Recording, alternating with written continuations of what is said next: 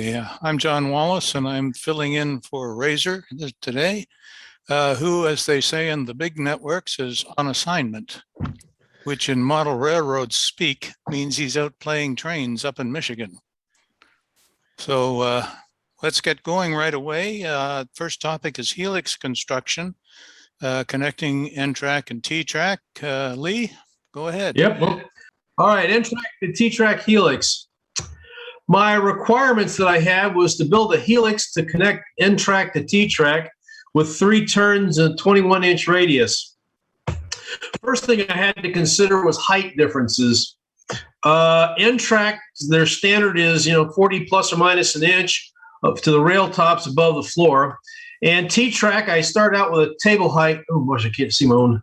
A table height of 28.75, and the T-TRAK standard is 2 3/4 to 4 inches from the table top to the UniTRAK base, and UniTRAK table height is a 1/4 inch, and that gave us a total of 31.75 to 33 inches above the floor, which gave us a difference. Oh boy, I can't even see my own slides here. Hang on a second. Which gave us a difference of there we go, 6 to 9 1/4 inches. We had to be able to vary the height that the helix would change here. So to do that, the overall height variation was about 3 1/4 inches. And if we're putting this on a 4-foot module, and we got the end of the helix to the edge of the module is 24 inches, which gave us a 2.1% grade, and that's about as much grade as we wanted on the at the top of the helix. So this drove a requirement to have a helix with variable vertical rise in half-inch increments. Okay, here's the plan I came up with. This is a 4x4-foot module. It has an outer track radius of 21 inches, an inner track radius of 19.5 inches. There are 8 replaceable side supports, and I've got them labeled A through H here, and these are the side supports for the helix, and they can be replaced for whatever height difference you need the helix to be. And we have 3 turnouts to go from 2 to 3 tracks, from 2 in the helix to 3 on NTRAK, and there's also the adjustable height on the NTRAK end to fine-tune the height difference you need. Here's the helix grades that I came out with, going all the way from about a 1.5, a little over 1.5% grade if you have a 6-inch height difference, all the way up to about a 2.5% grade if you have a 9-inch height difference in the helix. Okay, here's a framework. This is an NTRAK type framework with shorter legs so that it would be at a T-TRAK height. The outer frame is 1x4s, and the inner cross members are 1x3s. And here I'm starting on the construction. These are the side support notches for the side supports, and these will hold the bottoms of the side support together. Here's where the T-TRAK interface is. I used a Kato conversion track piece with a number there, and this converts Kato to a flex track. And here's the beginning of the helix. The helix was made of 120-degree arcs, 3/16-inch plywood, 4.5 inches wide, which is a 22.5-inch radius on the outside, and 18-inch radius on the inside of the piece. I used some flathead machine screws and keep nuts to screw it onto the base plywood. And this is Pico Code 55 Flex Track, and it's glued directly onto the sub-road bed. And this is to give us as much height between the levels of the helix as possible. And this would end up giving us a minimum of 22.5 in-scale feet clearance in the helix. And I put a rail gap at this junction right here for a block junction. Track feed wires. This helix is long enough, it needs track feed wires, and I didn't want any wires hanging onto the bottom of the sub-road bed to get in the way of trains going underneath it. So I had to come up with a way of doing the track feed wires without going beneath the drilling holes in the road bed, and this is how I did it here. And then sub-roadbed joints. Obviously, 120-degree arcs, I've got to join the sub-roadbeds together. I used 3-inch 4-hole metal braces with flathead machine screws and keep nuts. And this worked really well because it doesn't add any thickness to the middle 3 inches of the roadbed, so that that doesn't interfere with the clearance and trains going on. And it works really well in holding these sections of the Helix together. Side supports. This is the key to being able to have adjustable height of the Helix. And this is showing one of my sets of side supports. You've got 8 pairs of 1x2s. Each support is labeled with the Helix height. In this case, is 7.5 inch. That's why I have 7.5 and a letter saying which position it goes into, A through H. And these are 1/4 inch deep slots. The first one on the A, because I had a section joint there, are 1/4 inch wide Dremel router bits, and the rest of them are 3/16 inch wide Dremel router bits. And I put a hole for the threaded rod at the top of each one. You'll see that in a moment, how that works. So the height, this is used a spreadsheet to calculate the heights of the bottom of each slot from the bottom of the side support. And you can see all my inches are in decimal inches. And that's where I found this to be a really useful tool. This is I managed to find it online, a Stanley a tape measure. And the nice thing about this tape measure is it has decimal inches, which I have found invaluable for not only doing this with the Helix, but also just going from my CAD rail program to making a module. Having a ruler that does decimal inches is really handy. Here's the Helix under construction. At this point, I've got 420-degree sub-roadbed sections, and you can see how the side supports fit in with the threaded rods and keep nut and a wing nut at the top of each one to hold the top part of the side supports together. Here's the NTRAK interface into the Helix. I made some wood screw. This is the same method I used to make the legs of the module. Some wood screw to adjust make the 1/2 inch adjustments, up to a 1/2 inch adjustment for the NTRAK end. And I have cork road bed that I sanded to a taper at the end of the Helix. And here's the NTRAK interface with the track on it.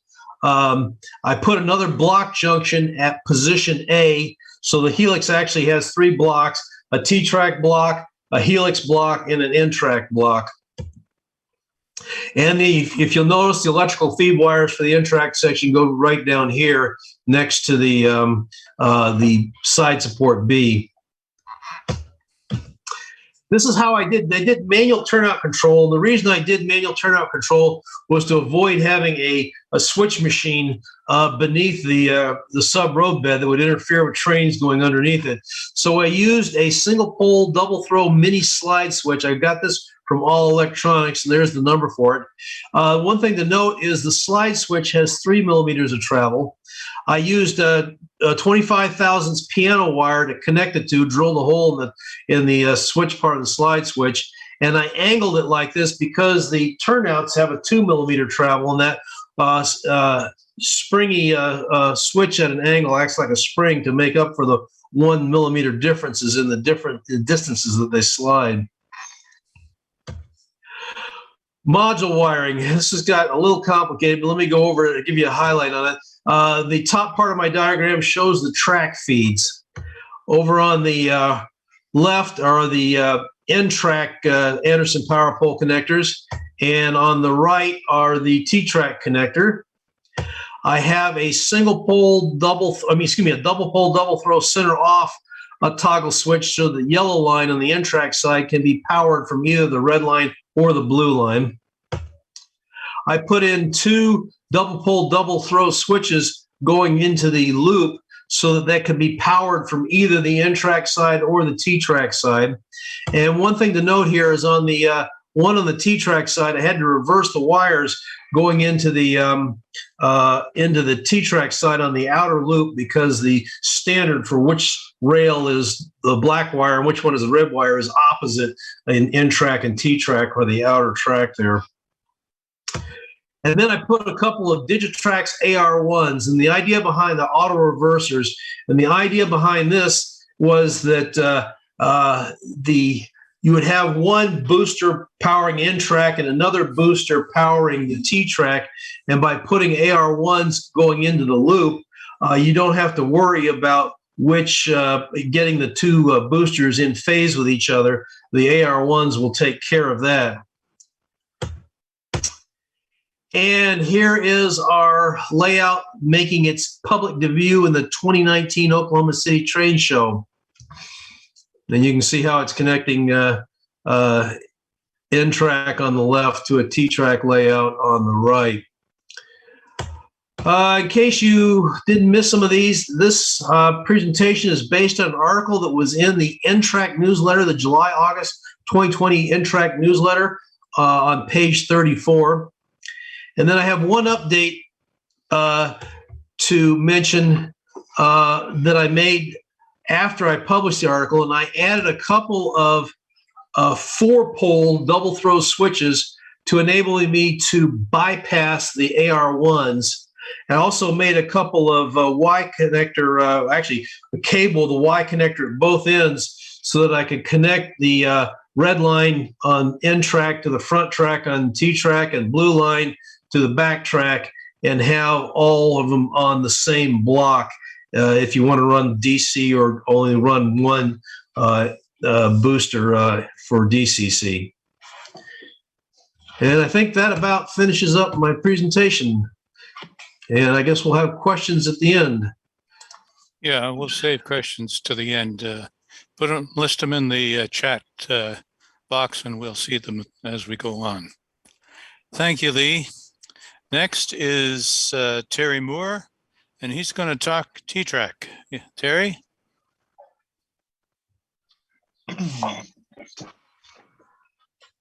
Today we're talking T-TRAK. I'll try to convince the modelers in our T-TRAK community to build more corner and junction modules. Pardon me.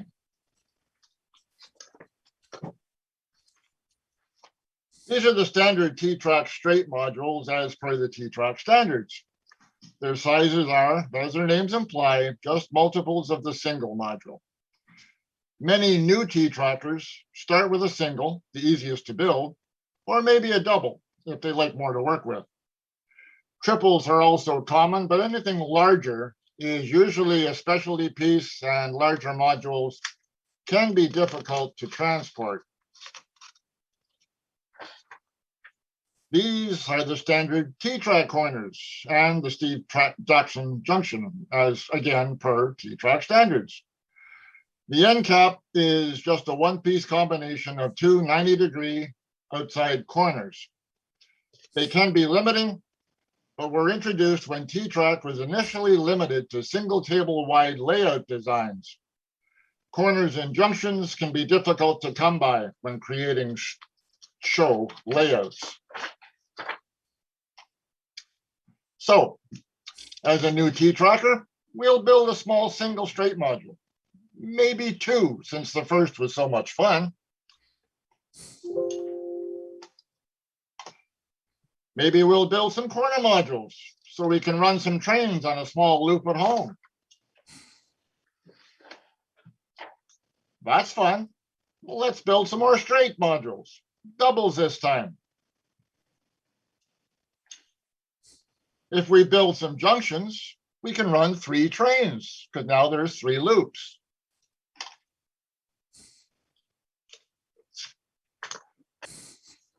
Our new T-TRAKer has learned that more loops allow for more trains, which leads to more fun for everyone, modelers and spectators.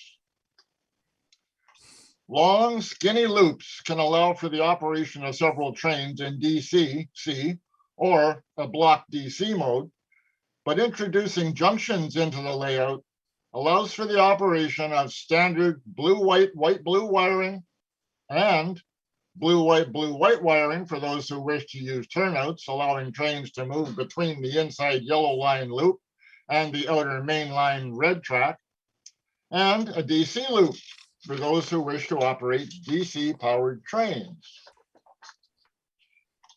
Add some corners, and your 100-foot-long skinny loop becomes a more accommodatable rectangular shape with all the same benefits. This was the T-TRAK layout at the NMRA National Train Show in Kansas City in 2018, as designed by NRail's Mr. Fei Chin. It would not have been possible without 25 corners, 21 junctions, 6 inside corners, a balloon track, and a specialty set of modules that created what was basically an end cap. There are currently 3 popular sizes of corners and junctions. The standard corner with 315 and 282 millimeter curves, the Des Moines track corner with 381 and 348 millimeter curves, and the new large corners with 480 and 447 millimeter curves and their related junctions. Mixing and matching these various corners can require the creation of adapter track sections, some of which will not be a perfect fit, but with a size discrepancy of 4 millimeters or less should work. But those with several small pieces of track will need a base for support to avoid sagging. If you opt to construct any of the larger non-standard corners or junctions, it would be best to have 4 corners, 4 junctions, or 2 and 2 to create a full loop. Otherwise, diagonal matching when creating loops will be required to avoid the need for those adapter tracks. The horizontal single modules in this diagram are not necessary and for illustration only. The vertical single modules represent the length of their respective loops, which would consist of many modules. At least one vertical straight module is required in the diagonal matching situation to keep the larger modules from interfering with each other. The other problem with the larger corners and junctions is they definitely require double table wide tables, as opposed to the single table wide allowed by the standard corners and junctions.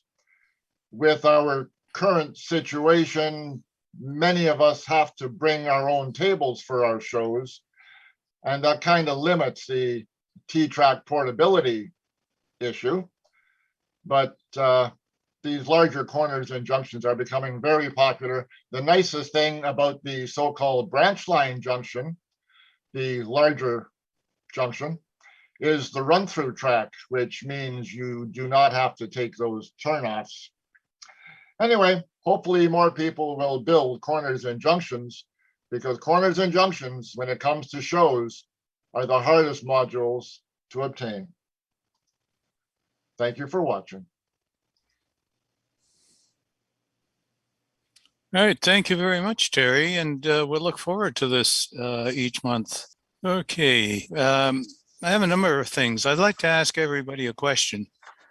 Is there anybody here on the meeting that has not logged in to their personal page on the website?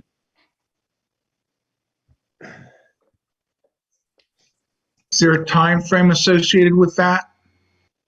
What do you mean? Like ever or recently? Ever? I Don't have believe not. I have. We have about 300 100 or so members that have not logged in yet. So what I was going to do is to go through how to log in, but if all of us have logged in, that would be just a waste of time. So is there anybody at all on the meeting that is not logged in?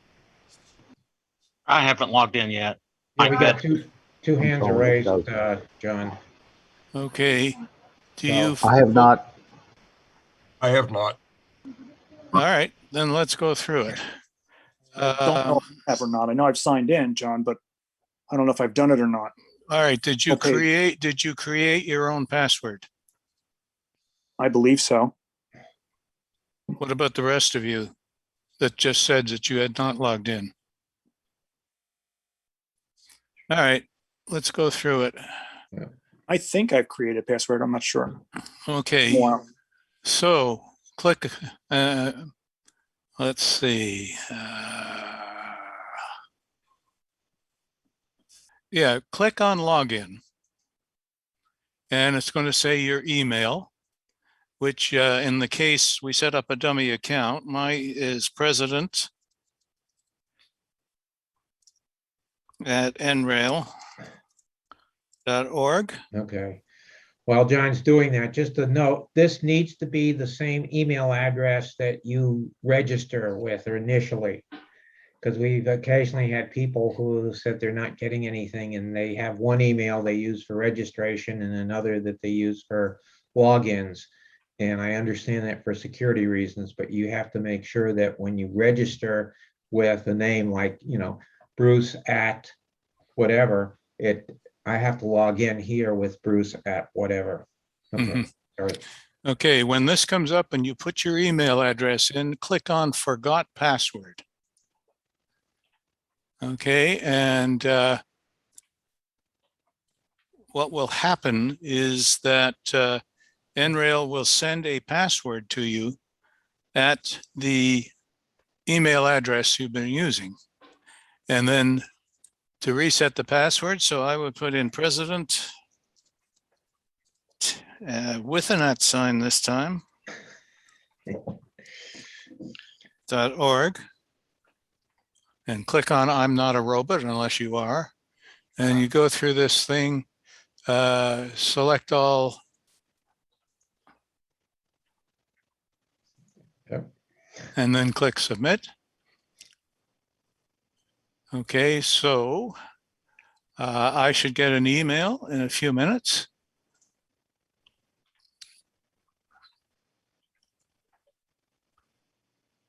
Okay, and I have, and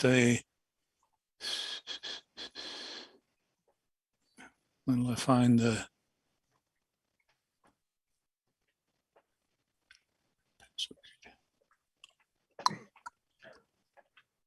Go back to login top right. yeah, except it didn't send me a password. Oh, okay. Do we want to, Name, NTRAK. John, while we're waiting, do we want to ask Dale to talk a few minutes about St. Louis? Yeah, Yeah, Jeremy's not here. You here, Jeremy? No, he signed in. Anyway, talked to Jeremy Jensen last night, and he's been talking with the NRA up here. And what's going on is he wanted me to make an announcement that we have a very small size venue for the National Train Show next year. And the layout space is at a premium. So in talking to him, he said the best thing to do is to get an application in early enough, preferably next week.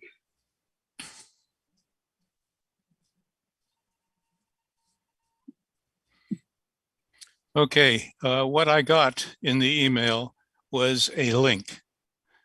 And I copied that link and I pasted it into the browser. And when I hit enter, I got what you see now, where you can enter a new password, confirm a new password, and then set it. And from that, you go back and just log in as you would normally. Any questions?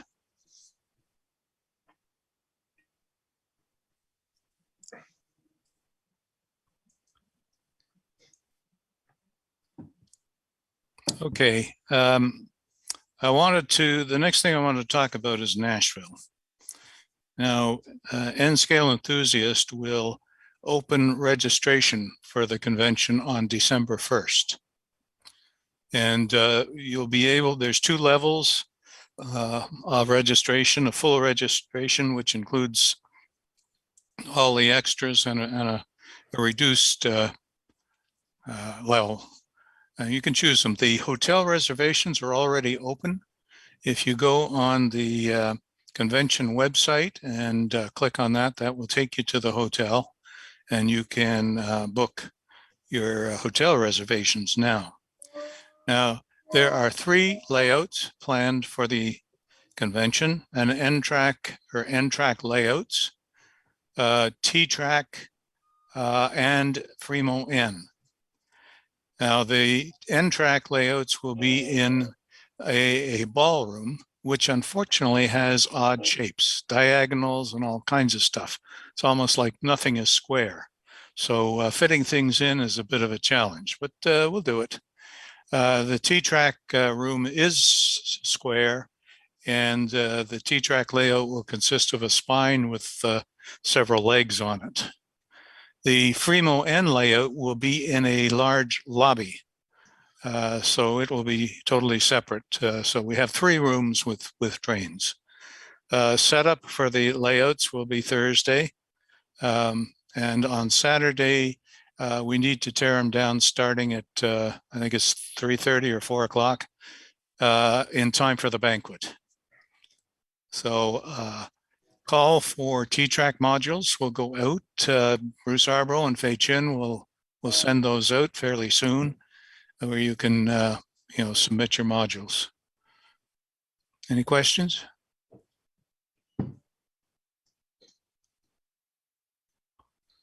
Okay, then let's John, move. one quick addition to that. Anybody who wants to submit a request now can do so by sending email to layout@nrail.org.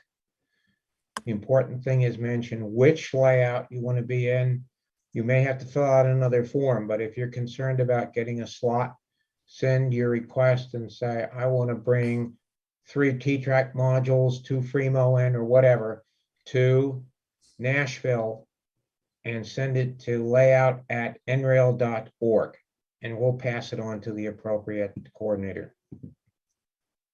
What are the dates again? I June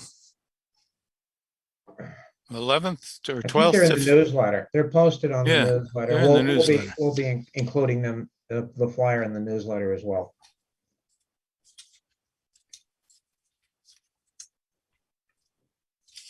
The convention itself is June 15th to 19th. And there'd normally be some pre-convention items before that.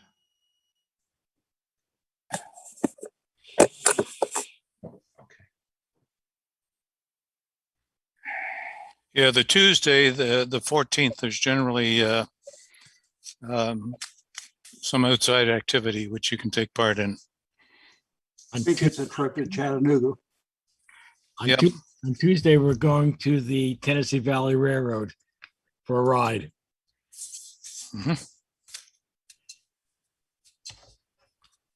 Okay, let's move on. And the rest of the meeting is Arizona Rock and Mineral with George Anderson. So go ahead, George. Hi. Yeah. So my name is George Anderson. I'm with Arizona Rock. Recording stopped. I've been with my dad started Recording this in business progress. when I was a kid, and I've taken over since he's got dementia. So I'm kind of new to running a business and modeling myself.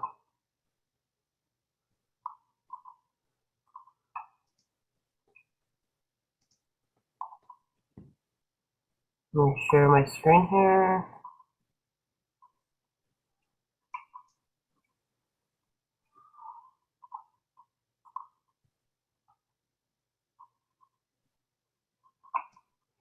Okay, so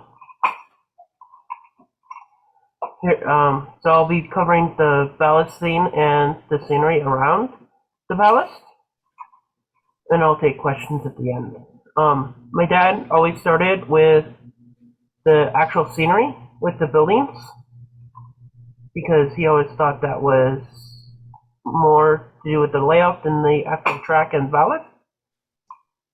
So he would always choose a base that's the same color as the scenery that he needs. And then he would add the powder first and glue it down with a 3-to-1 mixture of water and glue. That's 2 parts water, 1 part glue.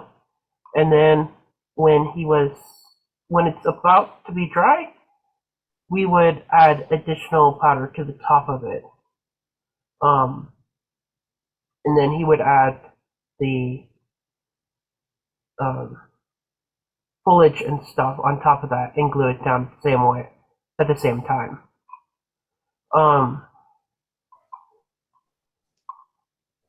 We would always put rocks on the edge of the layout. I mean, the edge of the track, because there's always rock on the edge around the track. And then you can also make the track look abandoned or unused or slightly used with putting weeds and foliage right into the track and around the track.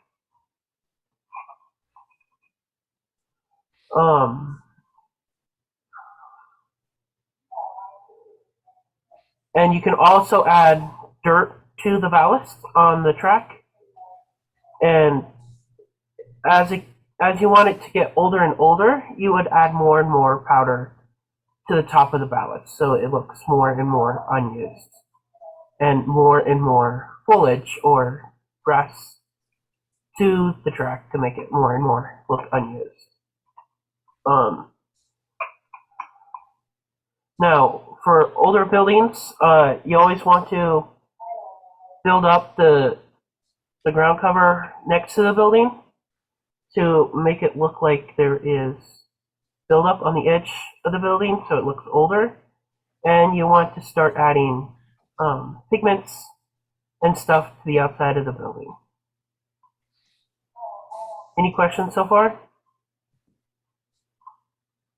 No?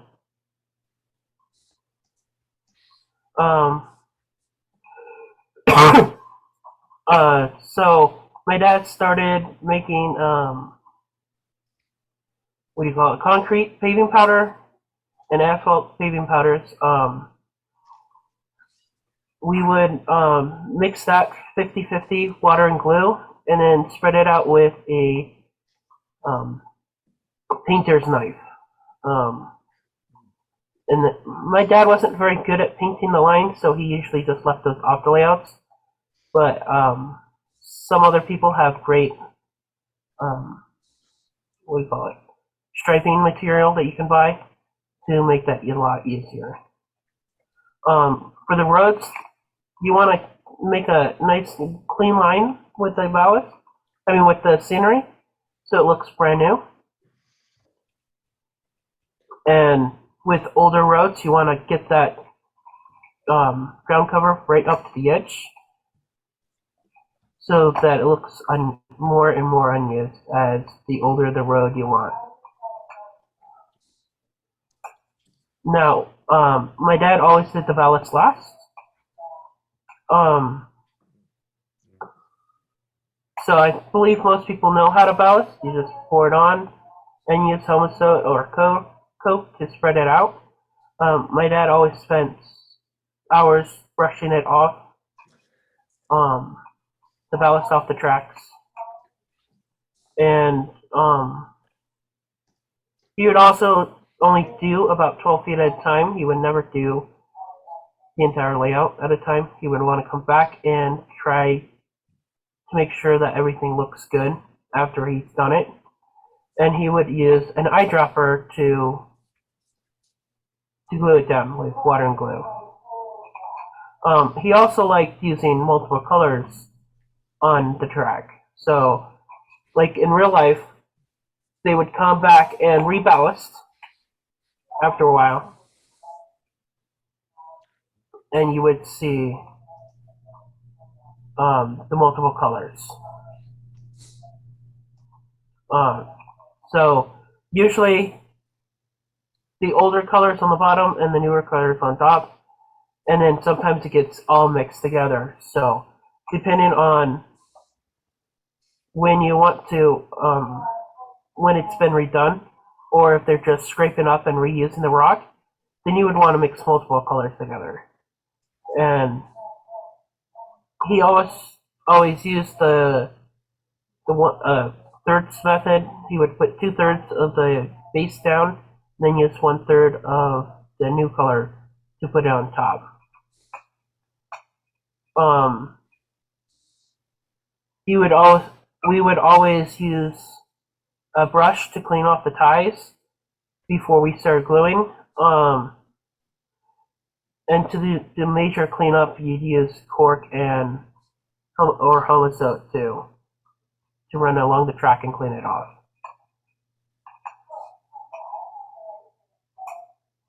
And that's just gluing it down using a spray bottle or using an eyedropper, depending on how you like it.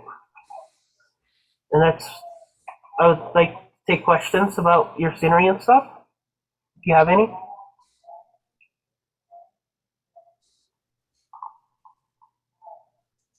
No questions? I have a question. Yeah. Rock, that's all natural product, isn't it? Yes. Actual rock. It's all crushed down from rock. Thank you.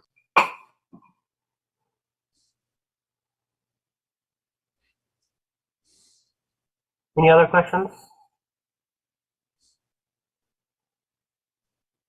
One quick one. At one point, it sounded like the company was going to be sold or go away. I take it at this point, that's not the plans, that you're going to be around for a while? Oh, yes. My dad tried to sell it when I was a teenager because he was getting older, and that never worked out. I'm now 31, so I plan on doing this for at least a couple of years. Great.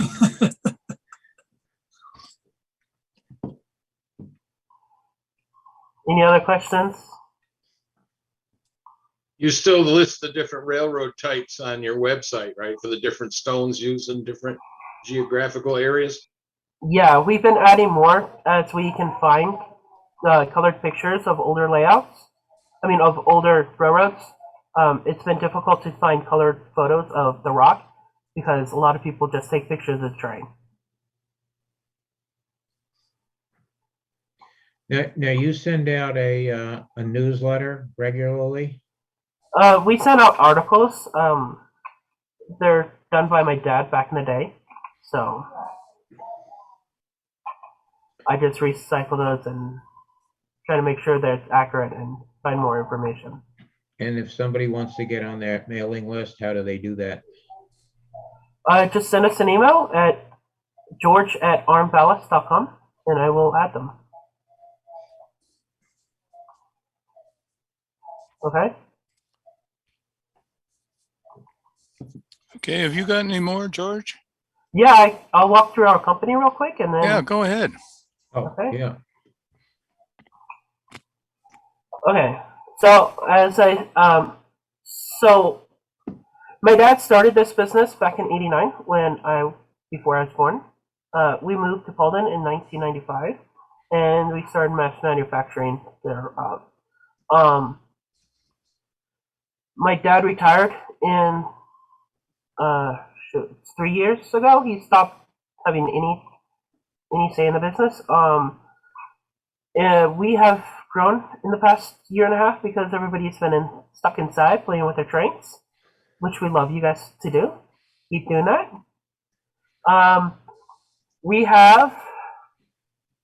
We keep going out to try to find new colors. We currently have 23 different ballast colors, and we screen them down to different sizes, and those are N, HO, O, and G scale, and we have larger rocks and powder products.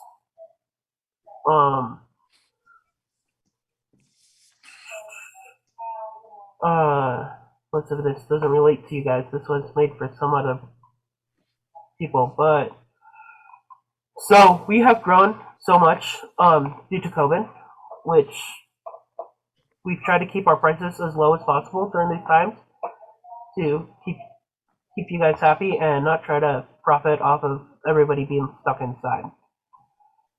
We plan on finding more and more material for you guys to enjoy. We've recently added St. Louis, and we've also added a different color for Fulton Northern lately, and we will try and increase the product size that we sell in. Right now we have bags and pounds, and hopefully by the beginning of 2023, we're going to start selling them in hard plastic, so it's easier to hold and move around. Yeah, that's good. Like we have said, we have over 23 colors, 40 base colors. So not all our ballast, not all the colors come in ballast, but we do have a lot more colors in powder form for your scenery and rock colors. You can also blend colors together to make the color that you need. We can't always guarantee you the exact shade of color, but we try to keep it as consistent as possible. Because this is real rock, it can vary from run to run based on where it comes in the quarry. I have in the past year have made most of the colors available in sand and gravel, so that you guys can have more scenery options in those colors. Sand and gravel just means that it goes from O scale all the way down to powder in the same bag, so it can have a natural look for your scenery.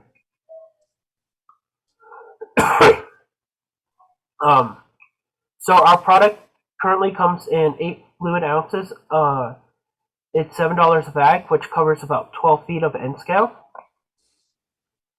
And we also have that available in 1 pound bags, which covers, I think it's 10 feet of track. It covers 14 to 15 feet of track. So, and we do have samples available if you guys need to look at the color before you buy it. And that's me.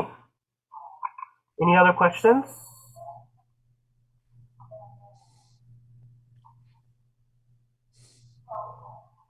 No?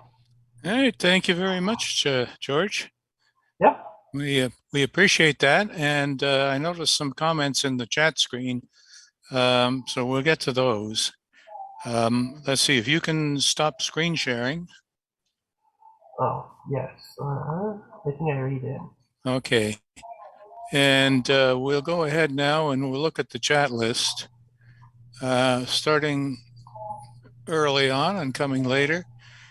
From Glenn Kabrusk to everybody, the slide with the updated AR1 slide switch wiring using a 4 double pull double throw would be useful to have.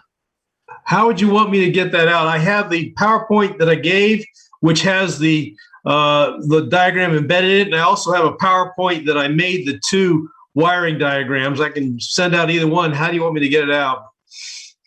Well, to send it out, how about the N scale at Groups.io list? N scale at Groups.io? Yeah, that's N-scale at Groups.io.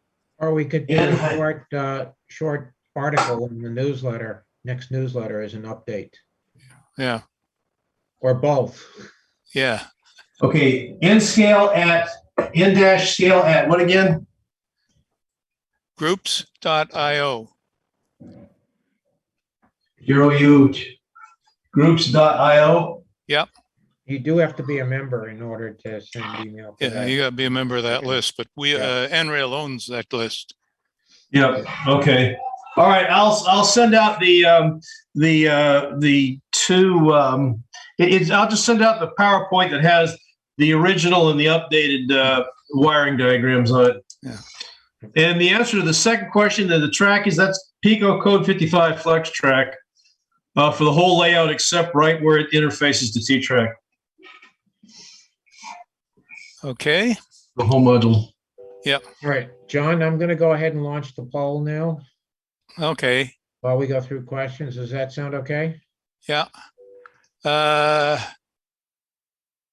Terry, can you make the slideshow available?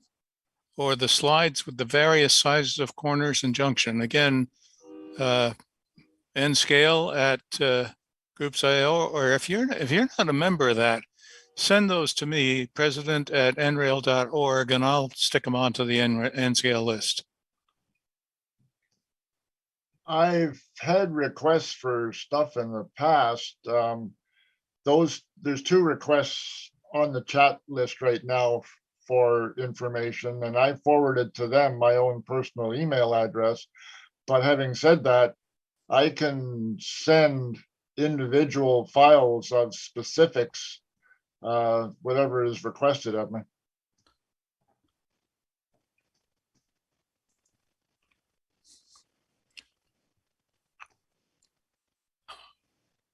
Well, I think we're asking you to send the slide presentation. As I say, you can send it to me and I'll pass it on. Or if you're a member of N scale at groups.io, go ahead and send it directly. It'll be in your inbox eventually, John. Okay. Question about why would you want to go to a T-TRAK venue where you need to bring your own tables? Well, for Nashville, we don't know yet who's going to supply the tables. Why do we bring our own tables? Because a lot of places have a lot of tables, no 2 of which are the same height. So that's why we do it.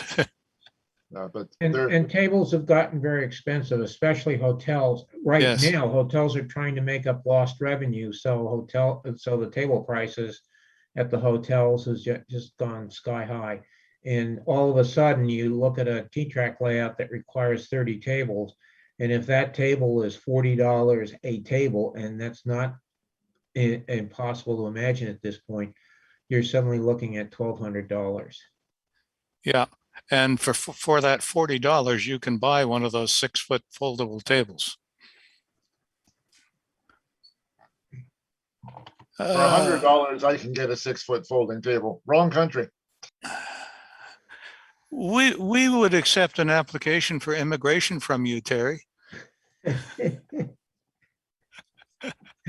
Okay. The problem I found with taking the tables is some of us have room for the T-TRAK modules, but not the table. Yeah, we have that problem too, but we always find one of our members has this 1980s Buick LeSabre, which has this whopping big trunk. You can put anything in. You have to put the table in first. Of course. Okay, Terry, that was well done.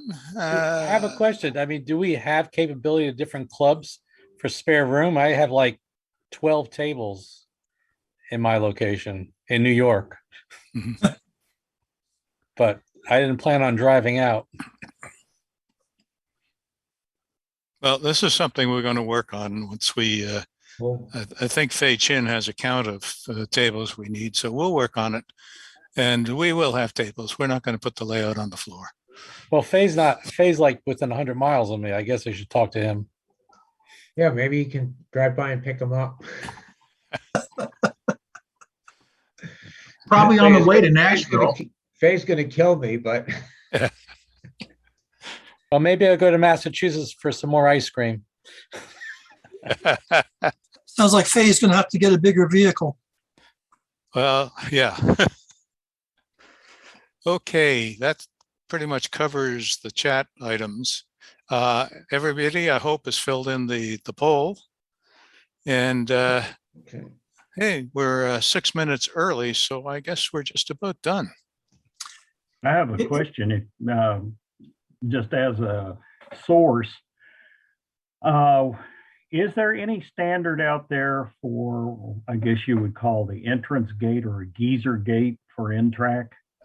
Okay, you put something on Facebook on that, and I don't know whether you've seen the responses. I've responded to you with the name of the person who built it and his email address, and somebody else else did as well. Okay. Isn't NTRAK 2 supposed to be getting rid of the interior pit so you won't need a geyser gate anymore? The geyser gate is handy for crossing through some of the legs of the NTRAK 2. Not necessary, but it's useful. You just need some Yeah. hydraulic chairs to lower people down, shove them under and pump them back up again. We like to dig a pit under there so we can walk through. Yeah. Or you could just put all the modules on jacks and lift it up.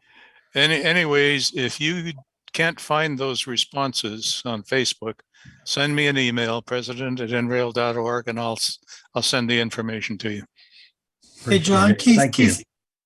John Keith Dart put another question on the chat about acquiring table sizes. Oh, okay. The standard banquet table that you get in a hotel is 30 inches or 24. You got to be careful. They have both, by 8 feet long. Okay. The tables that you can buy in Walmart or one of the warehouse clubs are 6 feet by 30 inches foldable. So you get one that is half length, and that will fit in most trunks. And they only cost, if you watch and you get them on sale, they're right around $40. Yeah.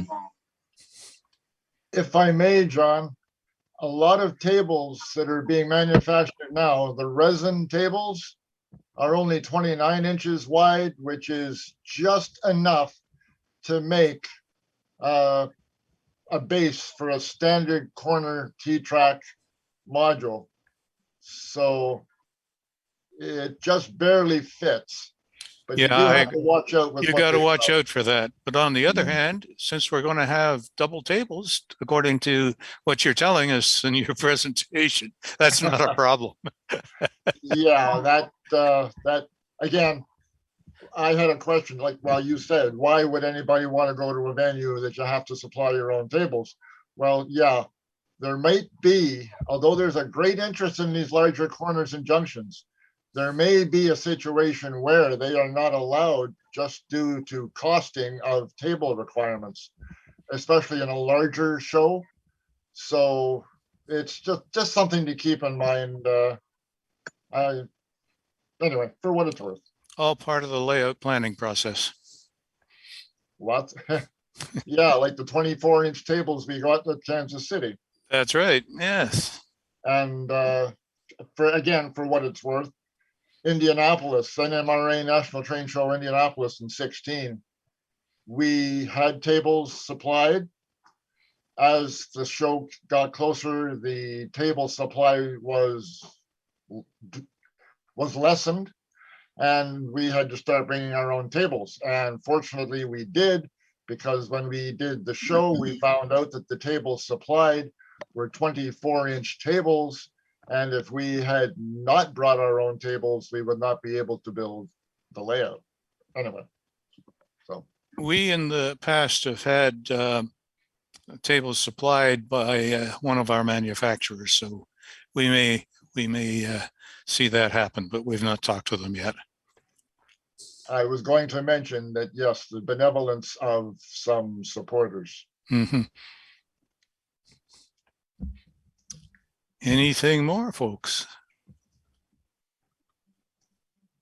Well, thank you very much for joining us. Yes, thank you. We'll hope to see you next month. Yes, thank you all, gentlemen. Hey, I have a question. Yeah. So is there a standard coming out for a third track on T-TRAK, sort of like the mountain line on NTRAK? No, I not heard yet. someone talking about a new, let's say, a location that you would put your track in the back recently at the region. There may be on a local base, but not on an NRail basis. T-TRAK has got a proposed standard, but it's never been made an official requirement. If you figure you got the two tracks in the front and the red line, yellow line, equally spaced back, you got 3 and 4 track position, but raised up an inch or two.